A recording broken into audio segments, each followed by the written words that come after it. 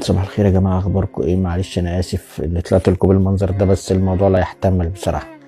أنا كنت نايم في أمان الله وفجأة عدى من تحت البيت توك توك مشغل أغاني بصوت عالي جدا، فأزعجني وصحاني. على فكرة مش زعلان منه إنه مشغل بصوت عالي، أنا اللي زعلان منه إن هو كان مشغل أغنية حلوة جدا وعجبتني، فأنا قمت عشان أسمع الأغنية هو جري. أنا كنت بس عايز أوصل رسالة للسيد سواق التوك توك، معلش أنا آسف يعني. حضرتك لما أنت مشغل بصوت عالي كده وصحتني، وأنا عايز أسمع الأغنية، ولا انت نظامك ايه؟ شوق ولا تدوق ولا يعني؟ طيب يعني حضرتك طيب. طب دلوقتي بتسمع انت طيب الاغنيه الساعه 2 ونص ولا الساعه 3 الا ربع بالليل بالصوت ده ليه؟ حضرتك مش فاهم برضه؟ عايز توصل رساله يعني للكوكب ولا ايه؟ طب حضرتك مش فاهم؟